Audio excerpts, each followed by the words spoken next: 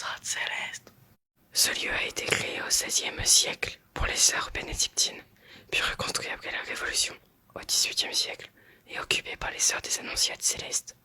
Pendant la Révolution et après celle-ci, le couvent a subi des dégâts importants. L'église a été détruite par le feu et une aile du bâtiment ainsi qu'un pigeonnier ont été volontairement démontés pour vendre les pierres. Les lieux ont été dégradés et transformés en appartements. Le bâtiment a aussi servi de base militaire pendant la guerre. Lorsque les sœurs ont repris possession des bâtiments, elles ont réparé celui-ci au mieux et ont reconstruit une chapelle à l'étage toujours utilisée aujourd'hui. Le couvent est construit avec des pierres de la région, des pierres de Meuse nommées savonnières.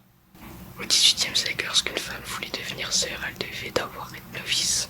C'est-à-dire tester pendant une année la vie du cloître avant de devenir vraiment une sœur à part entière. Lorsqu'elle rentrait définitivement dans les ordres, elle renonçait à la vie extérieure et à sa famille.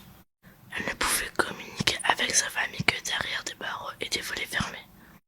Pour recevoir des présents de leur part, il utilisait une tourière, une sorte de cylindre tournant sur un axe et ouvert d'un côté, une sorte de passe-plat. Seules quelques sœurs avaient accès au monde extérieur. Elles s'appelaient les sœurs tourières et ne se mélangeaient pas aux autres nonnes. Que ce soit dans le couvent ou au jardin, lorsqu'elle faisait entrer une personne extérieure au couvent, elle sonnait une cloche pour que les nonnes s'enferment et ne croisent pas l'inconnu.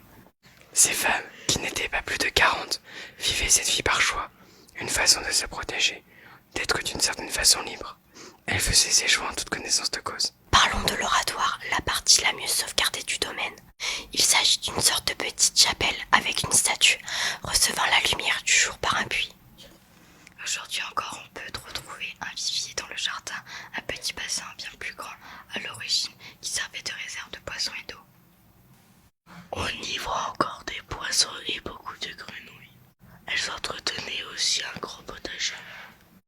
Les Annonciates célestes étaient vêtues de bleu, d'un bleu bien spécifique, le bleu de gêne, qui donnera d'ailleurs plus tard le bleu du Styx. Elles portaient des souliers cloutés qui ont laissé une trace sur les pierres du sol de l'entrée que l'on peut voir encore aujourd'hui. Cette entrée comprend un immense escalier style Louis XV permettant de laisser entrer la lumière. Il y avait une grande salle à manger à l'acoustique particulière. On entendait le moindre chuchotement. Il y avait aussi une grande cuisine dont la cheminée a disparu. Au-dessus, un garde-manger nommé fruitier permettait de conserver les fruits, les herbes et la charcuterie à température stable.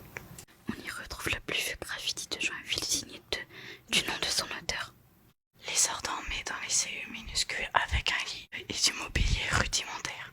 Leur vie était rythmée par la cloche qui les appelait à chaque moment de la journée.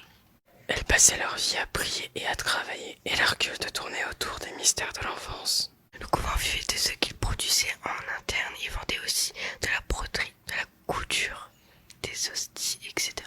Aujourd'hui, le bâtiment a été racheté par des particuliers qui travaillent à sa rénovation. Des concerts y sont d'ores et déjà organisés et nous pourrons voir l'évolution de ce lieu magnifique lors de nos prochaines visites dans les années à venir.